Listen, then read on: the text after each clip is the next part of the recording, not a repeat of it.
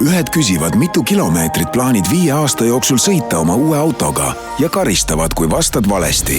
Teine selliseid küsimusi ei esita, sest Tele2 on paketid nüüd lihtsalt piiramatud. Ühtedega loed gigabaite, teisega oled vaba. Võta uus pakett ja naudi piiramatut vabadust. Tele2.ee. Kuku raadios välja öeldud seisukohad ei pea ühtima Kuku raadio seisukohtadega. Te kuulate Kuku raadiot.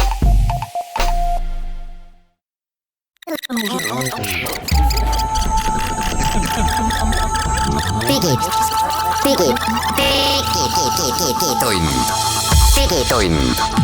Nutikad lahendused ja digitunni toob sinuni Elisa. Tere, kena hommikupoolikut, on 4. veebruar ja Digitunni saade alustab. Saatejuhid Ants Lõugas, Henrik Roonemaa uudiste portaalist Genius.ee ja tänased teemad on sellised. Eelmine nädal tõi meieni taas suure paroolilekke, kus ligi 300 000 uut Eesti kontot parooliga ja mitte parooliga on lekkinud ja see annab meile põhjuse ja kahjuks isegi kohustab meid uuesti seda parooli teemat külastama, aga me lubame Antsuga, et me katsume teha seda nii, et me ei räägi teile seda vana juttu, mida te olete kogu aeg kuulnud, et paroole tuleb vahetada, need peavad olema pikad. Nagu natukene selline turva- ja privaatsusuudiste saade tuleb, sest et Apple'i kõige hinnatumas suhtlusvahendis FaceTime'ist oli selline turvaauk, et sa said teist inimest sõna otseses mõttes pealt kuulata. Ning Facebookis oli mitte turvaauk, aga Facebook kohe täiesti meelega ja teadlikult tekitas osadele kasutajatele kogu nende internetiliikluse kuulamise, jälgimise ja vaatamise sellise teenuse, mille eest ta siis kasutajatele maksis ja sellest tuli eelmisel nädalal väga suur pahandus. Ning saate teises pooles võtame ette 5G küsimuse. Ja 5G'st me oleme tõesti digitunnis rääkinud ju nii ja naa, aga jällegi me lubame, et me ei räägi sellest tavalises võtmes, et kus jälle mingi katseala on püsti pandud ja kui äge see kõik on, vaid me räägime sellest, et teatud riikides maailmas on 5G plaanidele pandud pidurit ja Euroopa suured operaatorid ähvardavad, et kui asjad nii edasi lähevad, siis ka Euroopas võib kogu 5G temaatika mitu aastat edasi lükkuda ja põhjus on Huawei skandaalis. Elisa Eesti juht Sami Seppanen on meil külas ja räägib oma muredest sellega seoses. Digitund. Eelmise nädala lõpus või eelmise nädal õigemini teatas siis Riigi Infosüsteemi Amet, et see suur uus selline parooli ja kasutajakontode kogum, mis internetti lekkis, oli see jaanuari keskel? See oli vist täpselt 2 saadet tagasi ja me rääkisime siis, et on paroolid lekkinud, jälle tuleb paroole vahetada. Aga see oli väga suur leke, eks ole, seal oli miljardeid ja miljardeid minu meelest neid kontosid, selle nimi oli väga hästi oli bränditud, see Collection One vist oli ta nimi. Collection One 2,7 miljardit siis kontot, päris palju. Et see lekkis siis jaanuaris ja jaanuari viimastel päevadel siis teatasid Eesti riigivõimud, et selles sisaldub ka 280 000 seni avaldamata Eesti kasutajakontot koos parooliga. Ja miks see nüüd oluline on see, et esiteks see on väga suur number, ma arvan, et väga paljude Eesti inimeste mingisugused kontod lekkisid, mis vanasti nad arvasid, et need on turvalised ja juhimis tähelepanu, et see on .ee lõpuga aadressid, mida siis RIA kokku otsis. Et see, kui Eesti inimesel on kuskil Gmailis või Facebookis, ma ei tea, kus kohas Dropboxis mingisugused asjad, et need seal ei sisaldu, et me räägime ligi 300 000 .ee lõpuga aadressi, mis on meeletu number minu arvates. See on uut. Need on need, mis veel varem ei olnud lekkinud. Et kokku tegelikult lausa 460 000. Ja, et hakkab paistma, et enamus Eesti e-lõpulisi aadressid on kusagile lekkinud. Ja käiksin välja 2 aspekti. Ma alustan esimesest. Just enne saadet vestlesin ühe kolleegiga Kuku raadios ja ütles, et ma läksin ka siis vaatama sinna, see on see kuulus sait, mida me oleme siin 1000 korda öelnud, have I been owned, põhiga have I been bound.com. Ja et läksin ka sinna vaatama, rääkis see kolleeg ja leidsin ka parooli järgi, otsisin üles, et see oli üks minu vana mingi MySpace'i konto, mida mul juba, ma ei tea, 10 aastat ei olegi, et mis leke nüüd siis ka nii ilmsesti on, et leidsid mulle 10 aasta taguse parooli. Ja vaat see on ideaalne näide sellest, miks me sinuga siin oleme rääkinud ja kõik turvaspetsid on ka rääkinud, et tuleb vahetada paroole. Sest need süsteemid on üles ehitatud niimoodi, et kui su parool, 10 aasta tagune parool ühes teenuses on lahti häkitud, siis on väga tõenäoline, et kui sa oled seda sama parooli kasutanud mujal, siis teist korda nad seda enam häkkima ei pea. Nad vaatavad seda krüptitud kuju ja saavad aru, et see pikk krüptitud numbri ja tähe jada, mis oli sinu 10 aasta tagune MySpace'i parool, kui nad leiavad samasuguse numbri ja tähe jada nüüd mõnest teisest lekkest, siis seal ei ole enam midagi häkkida, siis nad teavad, et see on see parool. Ehk kui 10 aasta tagune mingi sinu parool häkiti lahti ja liikleb täna internetis ja sa kasutad seda parooli või oled kasutanud endiselt mingites teenustes, siis need on ka sama hästi kui lahti. Mis siis, et nad seal andmebaasis täna ei sisaldu? Jah, ja tead, ma olen saanud küsimusi, inimesed küsivad, et mis siis on turvaline koht, kui need lekked tulevad, kus on 500 000 Eesti inimeste meiliaadressi või ilmselt veel rohkem, et mida ma siis kasutan, kas igalt poolt lekib kõik mu andmed, et mis on turvaline koht ja minu arust vastus sellele on, et nii ei saagi küsida, et ei ole mõtet hakata, me ei jõua ju hakata järge pidama, et kus kohas nüüd on mingi infointsident olnud, kus ei ole olnud. Ainuke asi, mis me teha saame tavaliste kasutajatena on hoolitseda selle parooli eest, et oleks turvaline ja sellised olukorrad, nagu sa kirjeldasid, et need vanad paroolid, neid kohelda sama moodi, et kui juba korra on läinud liikvele, siis on jama majas, ei tohi seda parooli kuskil moel kasutada. Me saame ainult iseenda parooli üle nagu, siis selle üle kindel olla, me ei saa kunagi vaadata, et kas Google on kindlam kui Facebook või Dropbox, et see ja teine teema või teine aspekt, millele ma tahaks keskenduda, ma käisin eelmisel nädalal ühes teises raadiosaates, mitte digitunnis ja saatejuht küsis sellise väga lihtsa küsimuse ja ma tegelikult jäin täitsa, mul ei olnud head vastust. Ja küsid, mis siis nüüd saab, et millega need paroolid siis nüüd asendatakse? Sest tundub, et selge on see, et paroolid kui selline on, ei tööta väga hästi see lahendus on ju. Et mis see järgmine suur asi on ja me Eestis ju teame, eks ole, et ID-kaart seni turvaline, Smart ID lahendused seni turvalised. Me teame, et 2-astmeline sisselogimine on enam-vähem turvaline, kuigi siin ka aasta algust tõi väga murettekitavaid uudiseid nende võimaluste osas, kuidas seda lahti murda, kui keegi väga tahab, aga asi on selles, et minu jaoks ei paista sellist ülemaailmset uut süsteemi, nii nagu paroolid on, et kõik need mitu miljardit internetikasutajad, kes meil on, teavad, mis on parool, teavad, kuidas seda kasutada ja uut sellist süsteemi, mis oleks turvalisem, aga sama lihtne ja töötaks üle erinevate teenuste. Mulle ei paista, ma ei tea, kas sulle paistab? Ei, mulle ka ei paista, sellist standardit ei ole. Ma veetsin eelmise nädala Iisraelis, tutvusin sealse küberturvalisuse ettevõtetega ja vaatasin, mis toimub. Üksikud näited tekib. Üks selline ettevõte, väga keerulise nimega ettevõte, on mõelnud laheda asja välja, kujuta ette nagu Smart ID, millega saad logida ka oma arvutisse, olgu ta PC või Mac. Et sa paned ainult oma kasutaja nime, nagu internetipanka logides paneme tunnuse ja siis tuleb sinu telefoni küsimus, kas tahad sisse logida või ei. Telefonis on siis see Smart ID teine aste. Jah, ainult nemad olid teinud, et mitte siis sa pead PIN-koodi panema, vaid sõrmejälje ja see kasutatav siis ka seadmetes füüsiliselt. See on nagu näide sellest, et me ei pea meeles pidama seda parooli pikka 20 eri tähte või 28 eri tähte, vaid on mingisugune muu aste, mis meil juures ja kui telefon läheb jalutama, siis tuleb ruttu see kinni panna. Võib-olla need on mõned näited, mis hakkavad tööle, aga et see oleks ülemaailmne standard, seda ma veel ei näe. Jaa, ma olen nõus, et kui ütleme hetkel paistab nii, et kui midagi üldse on tekkimas, siis see saab tekkida telefoni baasilt. Ehk sul on telefonis, muidugi siis tekib probleem, et kui sa telefonis sisse logid, et mis siis see teine seade on või kuidas need äpid seal on valvatud ja nii edasi, et Smart ID õnneks see PIN-kood on, mis on suhteliselt hea lahendus. Aga et see midagi, mis tuleb, saab olla vist praegu telefoni baasilt ja see lihtne põhjus on see, et telefon on lihtsalt kõigil olemas. Et mida aeg edasi, seda suurem osa nendest ülemaailmsetest internetikasutajatest on varustatud ka telefoniga või õigemini on varustatud ainult telefoniga, võib ka nii öelda. Aga et seal elab mingi teine äpp, mis siis küsib neid paroole, et see on parem või küsib PIN-koode, et see on parem kui tänane parooli lahendus. Jah, tead, 3 faktorit sisse logimiseks. Üks, mida sa tead, on sul peas olev parool, see enam ei tööta, see läheb lekkima. Teine asi, mis sul on nagu taskus, mobiilid on meil praegu taskus, aga USB nendest võtmest on ka räägitud. Ja kui see kaduma läheb, siis pätt saab sellega sisse, et siis 3. variant on midagi, mis sa ise oled, ehk siis biomeetria on ju, et kui see seade sind mõõdab biomeetriliselt, siis pätt ei saa sinu telefoniga sisse logida. Kui nendest asjast 3 kokku panna midagi, siis võiks tulla midagi sellist. Küsimus on olema nii lihtne, et iga inimene saab nagu une pealt sellega hakkama. Aga see probleem ei olegi niivõrd tehnoloogiline. Ma väidan, et Smart ID on tegelikult väga lihtne. Või ütleme ka mobiilide väga, väga lihtne lahendus. Et küsimus on selles, et kas suuremad ettevõtted, internetiettevõtted, suudavad tulla kokku ja teha mingi ühtse süsteemi. Meil ei ole need ettevõtteid nii hirmus palju vaja, aga ütleme seal igasugused sellised tööstusharude alliansid on ju väga tuntud nähtus. Ma ütleme 4 nime, kui niimoodi ära paneks. Apple, Microsoft, Facebook ja Google. Amazon. Siis oleks valmis. Amazon ka võib-olla, jah. Et see on see GAFA ja midagi veel sinna külge. Et siis on valmis, nii et jääme ootama. Ma arvan, et midagi võiks juhtuda, aga täna seda ei paista ja see on nii suur muutus, et noh, arvata, et 6 kuu pärast on kõik korras ja meil on mingi täiesti uus mingisugune väga lahe asi. See on väga, väga keeruline ette kujutada, ehk mis sa täna teha saad ikkagi, ma lubasin, et ma ei räägi sellest, aga te kõik teate, mis te täna saate teha. Ja kui kõiki paroole ei juba vahetada, võta oma 4 olulisemat teenust ette, mis sul elus on. Tee need korda. Siis sul on juba 80% murest lahendatud. Aga me teeme siia pausi ja siis läheme edasi.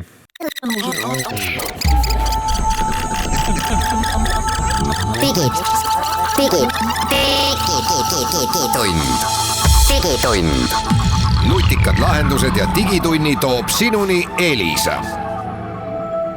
Digitund jätkub ja nagu Hans saate alguses tabavalt ütles, meil tuleb selline turva- ja privaatsusteemaline vähemasti esimene pool, tegelikult ka teine pool. No näed, no selline on see elu aastal 2019. Täna räägime sellest.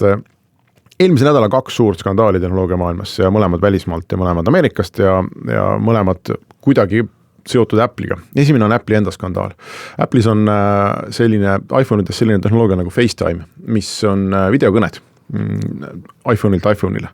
Ja nad hiljuti lisasid sinna gruppi FaceTime'i kõnede võimaluse. Ehk mitte ainult inimeselt inimesele, vaid nüüd saad terve rodu oma sõpru sinna tõsta ja siis avastati selline turvaauk, et kui sa oled kellelegi helistamas selle FaceTime'i kõne taotlusega ja selle teise inimese telefon heliseb, ta ei ole vastu võtnud, ta ei ole midagi teinud, see telefon lihtsalt heliseb. Siis kui sa õigel ajal algatad grupi kõne ja lisad ennast uuesti sinna gruppi. Kolmas oled sa jälle ise. Siis oli tarkvara viga oli siis selline, et sa said hakata juba kuulama, mida see inimene, kes ei ole üldse veel telefoni vastu võtnudki, mida tema telefoni mikrofon teeb, mida tema telefoni juures teeb. Ja mis veel hullem, kui see teine inimene vajutas volume up nuppu, mis on siis tavaline nupp vist iPhone'il, et kõne vaigistada, siis miskipärast avati ka tema telefoni ja see esimene videokaamera. Täiskomplekt, et tuli pilt ka. Esiteks, ma saan aru, et vigu kõigil juhtub, aga eriti see kaamera osa, ühesõnaga see bugina tundub mulle erakordselt kummaline. Ma mõtlesin, mis bugi see selline on? Mina ei ole, võib-olla mõni Apple'i või mõni tarkvaraarendaja kuulab meie saadet, et oskaks teoritiseerida kas või kirjutada meile selle üle, et kuidas on võimalik, et sa ei ole üldse plaaninudki sellist funktsionaalsust teha, on ju, koodi tarkvarasse kirjutada, aga need järsku tekkis selline bugi, et vajutad seda volume up nuppu, avatakse kaamera. Mis loogika see on? Mina täpselt aru ei saa, aga pole kunagi isegi ühtegi iPhone'i rakendust kirjutanud. Aga huvitav oleks teada. Teine asi oli see, et Apple'il läks nädal aega. Seal juhtus selline tööõnnetus, et üks teismeline tüdruk muide avastas selle vea, kirjutas Apple'ile täiesti ametlikku kanalit pidi, et kuulge, teil on selline jõledam turvaauk. Ja sealt Apple'i inimesed vastasid talle, et sa tahad bugi raporteerida, siis sa pead registreerima ennast arendajaks ja lihtsalt meil on üks koht, kus need bugisid kirja pannakse, et mine pane sinna kirja, mis on juba iseenesest väga suur möödalaskmine. Ja siis see inimene kusjuures tegi seda. Ja sealt vist ei saanud üldse mingit vastust. Nii et ta proovis 2 Apple'i kanalist, millest muide esimene oli õige ja ei saanud vastust ja siis nädal aega hiljem, kui ajakirjandus oli selle teema üles korjanud, siis Apple'il läks veel kahjuks mitu tundi aega ja täna seda asja enam ära kasutada ei saa, sest Apple keeras kogu selle funktsionaalsuse lihtsalt kinni. Tarkvara uuendust, tarkvara parandust hetke seisuga veel ei ole, et peaks nüüd tulema iga hetk, aga täna see funktsionaalsus on lihtsalt kinni. Ja miks Apple'il aega läks loomulikult oli see, et tegemist on nii suure firmaga, et nad ei saa neid teateid mitte üks päevas, vaid ma kujutan ette, et nad saavad neid umbes mingisugune 5 tükki sekundis või midagi sellist, et see nõel, väga terav nõel selles suure seinakuhjas lihtsalt läks kaduma. Aga see on muidugi erakordse kaaluga selline viga, mis ei ole lihtsalt, et mõni funktsionaalsus ei tööta nagu peab, vaid sa suudad siis muuta teise inimese telefoni tema teadmata andmekogumise seadmeks. Ikkagi ilma pealtkuulamisseadmeks. Absoluutselt, ilma et midagi peaks tegema. Inimesed tuletasid mulle internetis meelde, kuidas ma käisin eelmisel aastal 1. aprillil seal Anu Välba saates. Põhimõtteliselt sama juttu rääkimas ja siis oli hea nali ja nüüd tuli välja, et näed, ongi põhimõtteliselt niimoodi. Ja mis on selliste asjade puhul erakordne, et see viga eksisteerib. Kas on programmeerija teinud vea, mingi kvaliteedikontroll, mingisugune tarkvara konflikti telefonis, nagu sa ütlesid, me ei tea, mis see on. See viga eksisteerib. Me ei tea, millal siis nad tekkis, mitu põlvkonda tagasi. Kui palju on seda ära kasutatud niimoodi, et keegi ei ole sellest öelnud Apple'ile. Kui palju on sellega juba reaalselt äkki kedagi pealt kuulatud või kasutatud ära, kuni siis ühel hetkel keegi selle avastab ja siis tuleb see välja. Aga kui palju on nendest telefonis, mida me kanname kaasas, mis salvestavad, mille mikrofon on ja kaamera, kui palju on neid asju mis võib-olla järgmisel ajahetkel X välja tulevad. Ja mis ei saa uuendust nädala aja jooksul. Jah, ja see nagu näide, et kõik on võimalik, et ei maksa arvata, et ei ole võimalik, see iga näitab. Jah, ja igasugused sellised hullud teooriad ja ma ei tea, inimeste unistused ja ulme, mida me täna loeme, siin düstoopiline ulme, see võib ühel heal päeval osutuda täiesti võimalikuks ja ärme need Apple'id siin, selles mõttes hetkel on muidugi põhjust Apple'ile näpuga näidata, aga tegelikult on ju selge ja kindel, et igal pool on sellised vead olemas. Neid lihtsalt ei ole avastatud või me ei tea nendest või need on parandatud ilma, et meil oleks nii hirmsasti teatatud sellest. Need on kõik kogu maailm täis. Et sellega tuleb arvestada. Teine ja isegi huvitavam juhtum on see, et Facebook sai siin väga korralikult vastu näppe. Mõned aastad tagasi ostis Facebook ära ühe sellise firma nagu Onavo, mis põhimõtteliselt tootis VPN-äppi nutitelefonidele. Ja ostis ära ja siis brändis endale ja pani äpipoodidesse välja ja selle tulemus või selle mõte oli siis tegelikult see, et inimesed, kes seda kasutasid, suunasid kogu oma telefonist lähtuva liikluse läbi Facebooki serverite. Ja Facebookil oli... Seal oli mingisugune hea selline präänik, et kui sa kasutad seda äppi... Ta pakkis andmeid kokku. Jah, et su andmeside nagu kulu läheb väiksemaks, juhuslikult, miks Facebook seda teenust pakkus, et ta nägi läbi selle teenuse, mida inimesed oma telefonis kasutavad ja toona kasutas Onavot selleks, et ära osta uusi väikseid äppe. Vaatavad, teismelised kasutavad iga päev üha rohkem mingisugust WhatsApp oli, konkreetselt tekkis sealt WhatsApp, et Facebookil tekkis selline andmepunkt, kus ta nägi, et paljud inimesed oma telefonides kasutavad mingit WhatsAppi moodi asja ja selle peale, see oli see algne põhjus, miks Facebook üldse hakkas WhatsAppi ostma ja Apple pani selle äppi kinni, keelas ära. Et see on kasutajate privaatsusesse liialt tungiv ja siis Facebook tegi sellise triki, et hakkas kasutajatele maksma $20 kuus selle eest, et nood installiksid selle äpi ikkagi oma telefoni. Aga kuna Apple oli selle äpi poest välja visanud, siis Facebook oli sunnitud kasutama midagi, mille nimi on Enterprise License, mis on mõeldud firma siseäppide levitamiseks kitsas ringis, mis üldse selle äpi poes ei olegi. Kahjuks selle litsentsi tingimused Apple'i poolt ütlevad, et see ongi ainult firma sisekasutuseks.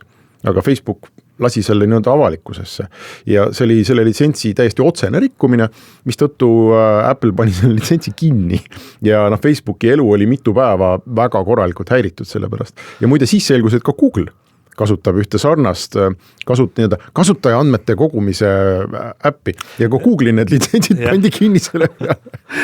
Nad nimetavad, nad ristisid selle Onavo äppi ümber Facebook Researchiks, see on nagu justkui näide, et ma ei tea. Aga kood oli sama, mingid inimesed võtsid selle koodi lahti ja mingid Onavo märked olid seal koodis täitsa veel sama asi ja sa maksad inimestele ja kogud neid andmeid ja mitte keegi selle jäljele ei saa, aga su teine tehnoloogia gigant su kõrval on siis, kes osutub selles regulaatoriks, kes ütleb, et vaadake, et kuule, see asi ei lähe, nii ei käi, meil on reeglid, te ei saa lihtsalt maja siseseks nagu testimiseks mõelda äppi müüa või siis nagu teenusena välja anda. Ja olemegi siis nii kaugele jõudnud tänapäeval. No siit on ainult üks samm veel minna, mida ma ootan. Ma nüüd ikkagi paari nädala jooksul küsitakse, et kas on tõsi, et Facebooki äpp kuulab sind pealt? See on nüüd juhtumid. Rääkisime naisega sellest, et peaks ostma lapilise koera ja keegi ei läinud Google'isse otsima ja Facebooki ei kirjutanud sellest, aga järgmisel päeval mul olid lapilise koera reklaamid olid Facebookist. Kus nad teavad? Kas see vastab tõele, et Facebook salaja kuulab meid mikrofonist pealt ja siiamaani see ei ole mingi Eesti vandenõu, vaid see on siin üle maailma regulaarselt kerkib üles see küsimus ja alati tullakse tühjade pihkudega tagasi. No jääme ootama. Selles mõttes, mina absoluutselt praeguses seisus ei imestaks. Tänased uudised ütlevad, et ära kunagi ütle ei, sest pigem ütle väga tõenäoliselt jaa. Väga suur tõenäoliselt. Ja et me lihtsalt ei tea veel sellest, et kõik on võimalik ühesõnaga. Aga me teeme siia pausi ja meie saate teises pooles on meil külas Elisa Eesti juht Sami Seppanen, kellega me räägime sellest, millised ohud ähvardavad siis 5G-d, muide ka seoses spioneerimise ja pealtkuulamisega.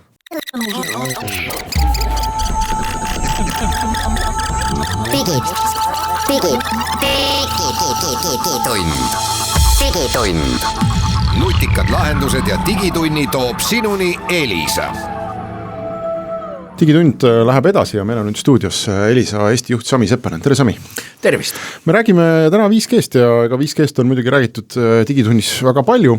Ja tavaliselt see jutt on sellises positiivses võtmes või me vaatame tulevikku ja küsime, et mida kõike saaks 5G-ga teha ja kaugel see asi Eestis on ja kuskil on testvõrk püsti pandud ja küsime, et kas mingid telefonid on juba tulemas, aga aga täna me räägime täitsa teise nurga alt sellest ja see on huvitav nurk, seda ei ole Eestis väga kajastatud, aga selleks on vaja minna korra Austraaliasse ja tuletan meelde, et Austraalia oli esimene riik, kes ametlikult siis keelas ära Huawei või tegelikult üldse Hiina tootjate seadmete mobiilivõrku panemise. Mitte vist küll, ma ei tea, kas telefonid on ka keelatud, aga siin käib eelkõige jutt nendest keskseadmetest, mis võrku pannakse. Ja kui Austraalial oli plaan suhteliselt kähku 5G-ga välja tulla, siis nüüd üks sealne suur operaator, kes seda pidi tegema ja suhteliselt kähku, on teatanud, et see nii ei lähe. Et kas tuleb väga suur viivitus sisse või ma ei tea, või ei tule seda üldse. Ja sinna kõrvale on võimalik nüüd panna ka Euroopa operaatorid, näiteks Deutsche Telekom, ülisuur operaator, on teatanud, et kui siin hiinlastega ikkagi jamamiseks läheb ja neid seadmeid, ma ei tea, hakatakse keelama või mingid probleemid tekivad, et siis ka Euroopas võib 5G väljatulek mitu aastat edasi lükkuda. Kuidas Eestiga on, Sami? Meil Eestis ei ole seisukohti praegu, ma saan aru, ametlikke. Ja õnneks ei ole, ma ei usu, et tuleb ka, et kuna loodan, et keegi ei solvu, aga siin riigis ei ole ühtegi inimest, kes adekvaatselt suudaks tõsiselt hinnata sitä teemat eriti antud olukorras, kun meillä ei ole mitte kellegin selle maakera peal mitte yhtäkin tööstust ega evidenssi sellest, että oleks mingi turvalekke, että se koko teema on niin pseudo, että mulla on nagu raske uskuda, että kuidas voivat täiskasvanut ihmiset nagu sellista mulli ehittää ilman yhtäkin fakti, millestä lähtuda. Aga siis Eesti-ametnikud on niin paljon öelnyt, missä on minusta nagu täitsa okei, että teema on Brüsseli teema. Että Eesti riigina seisukohta ei võtta väga hea, nii peab olemakin. Aga sa arvad, et see Brüsseli seisukoht saab olema teistsugune kui näiteks Austraalia seisukoht? Austraalias ka ju avalikkuses mingit fakte ei ole, et no nii palju kui see taustalt on näha olnud, et siis Ameerikast tulid signaalid, me ei tea, mis need signaalid on, sina ei tööta tõenäoliselt luures, mina kindlasti ei tööta, sina ilmselt ei tööta, me ei tea, mis seal sees on, aga nemad keelasid kohe ära. Kas sa arvad, et Euroopa ei keela ära Huawei?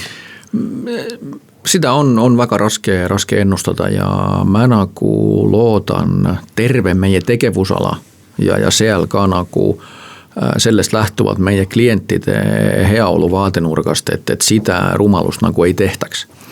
Ehk siis Huawei turvuosa 4G's Euroopas ja lääneriikkides üldse on päris kõrge. Ma täpselt ei tea, aga see võib olla kuskil kolmandik kuni pool, ma arvan.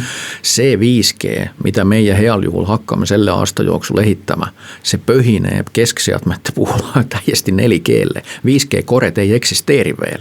Me hakkame ehitama tänase 4G kore peale 5G raadiovõrku. Ja niin näiteks nagu meil on Elisal on korevõrk, on Ericsson ja Nokia.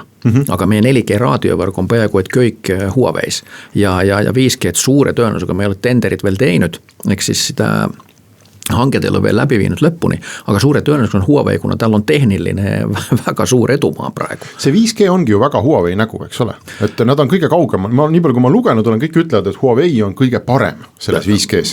Huawei jatkab sitä etu, mis need said kätte jopa 4G's. Ja veel kord, see esimene 5G, esimesed aastat me ehitame sitä 4G kore peale. Ehk siis 5G üksinda, kun sä olet operaator, kelle ei ole sitä infraa, mis meil on, sa ei suuda 5G hakkata tekemään, kuna 5G kore standardit pole isegi kinni veel. Aga teoreetiliselt see peaks olema ju eurooplastele selline hea vaidlus, et Euroopas on kaks suurt tootjat, Nokia ja Ericsson. Üks Soomest pärit, teine Rootsist pärit. Ja meil eurooplastena peaks olema ju hea meel, kui me oleme sunnitud oma võrgud ehitama Euroopa tootjate seadmete peale, mitte Hiina tootjate peale. On ja Eesti on ka seotud selles mõttes Ericssoni, suur osa Ericsson Euroopas tehtud Rauast pannakse kokku Tallinnas. No, aga see on, molemmat on rahvusvaheliste ettevõtted, aga mä vaatan sitä asiaa nagu pikema perspektiiviga, ehk siis see, et kui tõesti juhtuks nii, et Euroopas ja või laiemalt lääneriikides, kuna vendorid on päris palju konsolideerinud. Meil ei ole enam Alcatelit, meil ei ole Motorolat, meil ei ole Lucentid, meil on ainult Nokia ja Ericsson. Siis, ja nende peakontorid on paarisara kilometri kaugusel üks teisest ja molemad räägivad ilusti rootsi keelt. Siis mä kardan seal nagu tõsist oligopolid ja või duopolid. ja see ei saa mitte mingil juhul olema nagu ei kliendi ega operaatori eelis, vaid vastupidi. Huawei on nii hästi pannud konkurentsi ja tehnoloogia arenema, et kui meie peaksime nüüd hakkama vahetama mingeid seadmeid, see tähendab seda, et me tagurdame tehnoloogiliselt, kohe automaatselt. Lisaks me vajame sellesse 50–100 miljonit raha, et tagurdada tagasi sinna, kus me olime, sväpätta oma võrk mingisse teise tehnoloogiasse. Et see on, ma üritan siin nagu väga tasakaalukalt rääkida, aga mind õudselt frustreerib see, et need vähesed inimesed, kes jagavad ja teavad selles maailmas midagi on vaid. Ja siis juttu jatkub kõikidel teistel, nii meedial kui regulaatoritel kui poliitikutel, kes ei jaga ööd ega mütsi ja mitte keegi maailmas pole näinud ühtegi evidentsi, aga juttu jatkub ja see on uskumatu. Aga kas sinu Elisa võrgust on, nagu sa ütlesid, Huawei'l on päris oluline roll seal võrgus mängida, et teil on neid seadmeid? Nii siis, kui nüüd võrk nagu laias lastus jagada kaheks, siis on raadiovõrk ja siis on core, ehk siis keskseadmed. Meil on Huawei väga suures osas raadiovõrgus, kuna ta on nii vinge tehnoloogiliselt. Ta võtab nagu, kui natuke liialdada, siis pool vähem elektrit. Seadmed on poole väiksemad, mida sa pead mastisse viima, need kaaluvad vähem, need on väiksemad, tuulekoormus on väiksem. Huaweiga nagu väga rööm võrku ehitada. Sellepärast meie võrk on saanud nii vingeks ja igale poolele. Ja keskseadmetes, ehk siis nimetame inglise keeles korevõrguks, siis seal me oleme ajaloolistel põhjustel Nokia ja Ericssoni peal ja me jätkame nii. Ja see on nagu esimene asi, mida peaks need inimesed, nagu, kes sellest räägivad, nagu tajuma. Et kui sa keelad mingist võrgu osast midagi, mitte midagi ei muutu. Mitte midagi ei muutu ja kõige naeruväärs on see, et nagu Hiinast pärit seadmeid on igal poolel, Hiinast pärit komponente on igal poolel. Tarkvara tõenäoliselt ka. Nüüd kui jengid veel keelavad oma nagu nende korekomponentide ekspordi Hiinasse, siis see tähendab seda, et Hiina pärit komponendid levivad veel rohkem üle maailma, et see need nagu sõnavõtud, valikud ja otsused, nad on nii lapselikud selle teema ümber, et mulle endale jätku enam mõistus vaadata, et kas täiskasvanud inimesed on mängus või on seal mingid alaealised või kasutatakse mingeid meele laiendavaid asju. Mulle ei jõua enam kohale. Aga ikkagi, sinu võrgus on ka Huawei seadmed. Meil on väga palju raadiovõrgus. Kas sa ei ole üldse mures sellepärast, et äkki seal ongi ikkagi mingi jama? Kui, nagu sa mainisid, kui me võtame mängija või siis osapoolne ka Deutsche Telekom, kes on, mul on sakslastest selline oma nägemus, et nad on päris järjepidevad, nad on päris mustvalged, need on nagu pühad inseneerid minu maailmas. Ja mis turvalisusse puutub, nad on hullud selle üle. Ja kui seal on öeldud, et nendel on kahju sellest kogu mullist, nendel on väga palju Huawei seadmeid, nendel on plaanis jatkata Huawei seadmetega. Nemad ütlevad, et nemad on nüüd otsinud pool aastat. Auku või? Auku ja ei leia. Nii, ma ei tea. Võtame selle kohaliku ajakirjaniku, kes mulle ütleb intervjuus, et no peab ju olema. No küsi Deutsche Telekomind, vist ju ei pea. ja isegi kui keskseadmes, et kas keskseadmes on või ei ole, et siis ma ikkagi alati vaatan kõiki neid inimesi, kes kõnnivad ringi Huawei telefonid taskus või OnePlusi telefonid taskus või mis iganes telefonid taskus ja need telefonid, isegi kui ta on Apple'i või Google'i või Samsungi oma, siis seal on tarkvara, mille kohta me ei tea mitte midagi, kes on mingi äpi tõmmanud, mis selle kvaliteet on või mulle tundub, et kui keegi tänapäeval tahab õudselt pead kuulata, siis see võimalus ju leitakse. Nii siis meie armsad Oona telefonid on kokku pannud Softcon, kes vist ei ole lääne ettevõtte. Ja need on Hiinast tehtud, jah. Me teeme siia pausi ja siis me räägime sellest edasi.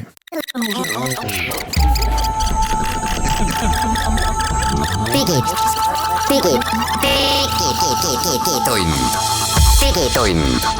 Nutikad lahendused ja digitunni toob sinuni Elisa. Digitund jätkub ja Sami Seppänen, Elisa Eesti juht on siin, rääkida siis sellest, mis toimub ühest küljest 5G-ga ja teist küljest, mis toimub selle Huawei ümber.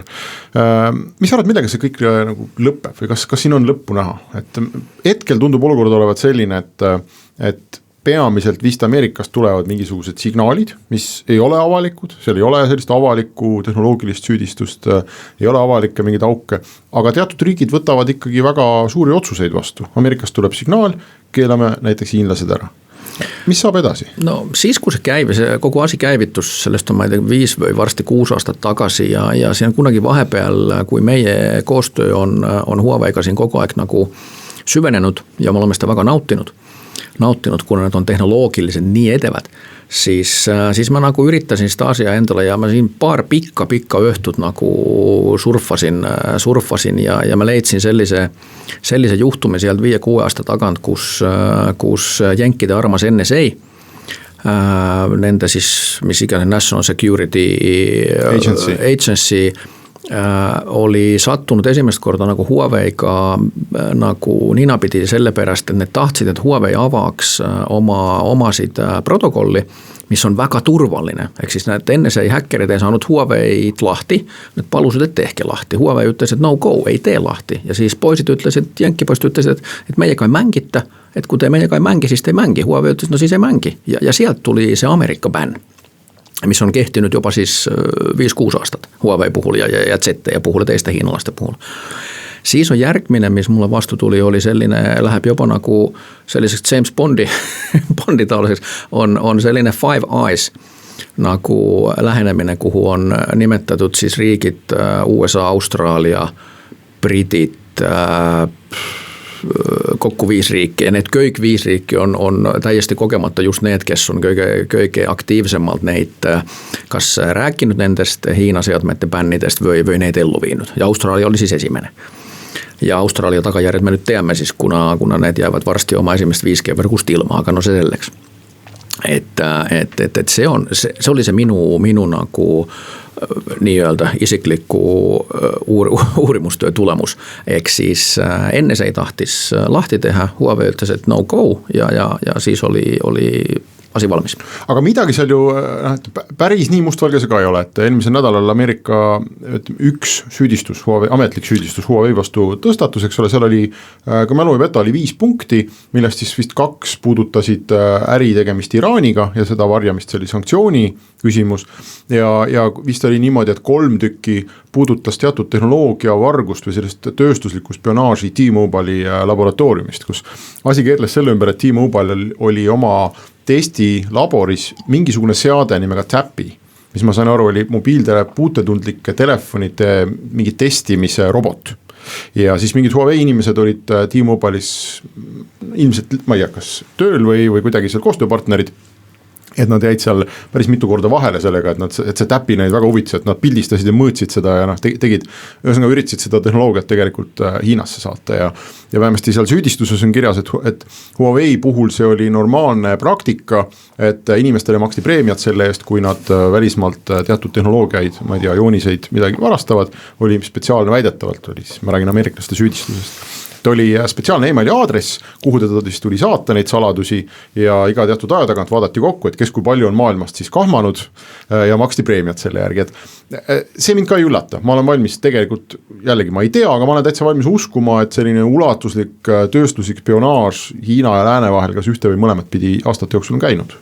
Jaa, see on kindlasti ja siis see oli selles mõttes, mul oli sellest kahju sellest, et kui see vastab tõele, et nad on nagu rahvusvahelisi kokkuleppeid rikkunud sellest, et kuidas nende turgude ja riikidega käitutakse, kus inimõigused on paigast ära ja ala näiteks nagu Iran on. Et seal minu nagu kaastunne on Huaweiga 0, et neid asju ei tohi rikkuda. Samamoodi see tööstuslik spionaaž maailmas on maailm, mida ma ei tunne, aga ma olen samal arvamus, ma arvan, et seal on nagu Norra suusatajad, et see nagu räägib soomlane. Kõik millest vahele ei jää on okei. Eks siis see, et sattuda, et kui Norra suusatiimisse nagu esimene tingimus on, et sul peab olema astma, siis no okei, olgu siis nii, et võib olla, et kui Hiinas siis makstakse preemiat sellest, et sa midagi pildistad, siis nii on. Et see mind ei nagu üllata, aga ma arvan, et seal on kõik osapooled sama palju ohvrit ja süüdlased, et see on tööstuslik spionaaž on ja globaalne tegevus. Muidugi see on kurb ja epäseaduslik, aga seda on ja see jääb. Jah, no minu enda loogika on, et kui selline tegevus on toimunud, siis tuleks seda uurida, süüdistada, kohtu alla anda, ma ei tea, trahvida, eks ole, normaalne õiguslik protsess läbi, aga et seda ei saa siduda mingi sellise süüdistamisega muudes asjades või et need 5 süüdistust, mis täna USA-s on püsti pandud, ei sisalda spioneerimist absoluutselt, sellist seda spioneerimist, et kuskilt võrgus oleks mingid seadmed, aga välistada ei saa. Ja veel see suurem pilt on nagu see, et kuna nagu siin rääkisime, et neid vendoreid on nagu väga väike arv praegu maailmas ja neid vendoreid, kes suudavad neid hankeid võita, on nagu veel vähem. Ja see nagu pildina ei meeldi ja see on tekitanud nüüd selle varsti globaalse vastuolu nüüd nagu Hiina vastu selles asjas. Ja seal mul nagu seisukohta ei ole, aga mul on kahju sellest, et see nagu kaubandussõda ja see laimamine käib nüüd selle vastu, kes on tehnoloogiliselt kõige edukam ja edevam. Et see on kahju, kuna kui sidemäng osapoolt nagu liiga palju piinatakse, kiusatakse, see Huawei chairman ütles juba, et me ei pea olema nendes riikides, kus meid ei tahta. Ja see oli kõige karmim sõnum minule, et siis kui kiusatakse piisavalt palju, siis me ei ole. Ja see tähendab seda, et me ei saasta tehnoloogiat ja kui me ei saasta tehnoloogiat, siis me takurdame tehnoloogiliselt ja mitte vähe. Ma tulengi alguse juurde tagasi, et kui Deutsche Telekom hoiatas, et kui Huawei keelata, et siis Euroopas võib see tähendada 5G edasilükkumist mitme aasta võrra. Miks see nii on? Keelatakse Huawei ära, mis siis juhtub? Et kas ei ole siis võimalik minna Nokiasse või Ericssoni ja osta samad asjad neilt? Samu asju ei saa, kahjuks. Ja on, nagu ma ütlen, näed on maas, sõltub sellest, kellelt küsid, teised ütlevad 6 kuud, teised ütlevad 18 kuud. Huawei on lihtsalt ees ja see on nagu üks asi, et sa oled ees ja teine asi on see, et mis on su nagu KPI-d, mis on su näitajad. Veel kord, see on, need suudavad teha paremaid, efektiivsemaid seadmeid kui teised ja see on see, mis mind murelikuks, aga me peame seal takurdama, siis on, kõige karmim on see Austraalia näidis, kus kogu 5G jääb nüüd selle bänni taha. Me räägime riigist, kus on nagu Austraalias on nii on vähe fix infrastruktuuri, selle maa nagu või riigi nagu ühendused on niigi palju ainult nagu mobiili alusel olemas. Ja nüüd, kui nemad peavad ka nagu 5G, nüüd see kõige suurem 5G hange, mis oli käsil, see peatati, operaator ütles, et me ei tee ja me ei teaki, millal me käivitame kunagi, kui Huawei on keelatud, siis need peavad startima nullist. Ja Euroopas on palju operaatorid, kes on peaaegu samas olukorras kui Austraalia oma. Et võrgu ehitamine ei käi nii, et ütleme, nagu näiteks võrgu kasutamine, et vahet pole, täna panen Apple'i telefoni tööle, siis võtan SIM-kaardi välja, panen, ma ei tea, Ericssoni telefoni tööle või Huawei telefoni tööle, et võrgus sa nii ei saa. Võtan ühe kasti ära, panen Nokia oma asemele, kohe hakkab tööle. 5G on eriti problemaatiline on see, et nagu ma ütlesin, et 5G alguses hakatakse ehitama suures osas olemasoleva 4G peale ja selle abil. Ehk siis meile ei tule iseseisuvat 5G koret veel nagu, ma ei tea, 2-3 aastat tõenäoliselt, võib-olla et ma eksin. Aga võib tulla varem, aga igal juhul kohe ei tule. Ja see tähendab seda, et kui me nüüd peaksime minema sellest meie olemasoleva Huawei 4G asemel hakkama nüüd vägisi ehitama millegi muuga, siis see on, ma ei tea, pool aasta takurdamist kohe, pluss suurunnik raha, mida me tahaks, et keegi tooks kohale, kes selle keelu meile annab. Me tahaks tõesti seda raha näha. Selge, meie saatega ongi tänaseks läbi. Aitäh sulle, Sami, aitäh kõigile kuulajatele ja Digitund on uuesti eetris nädala aja pärast.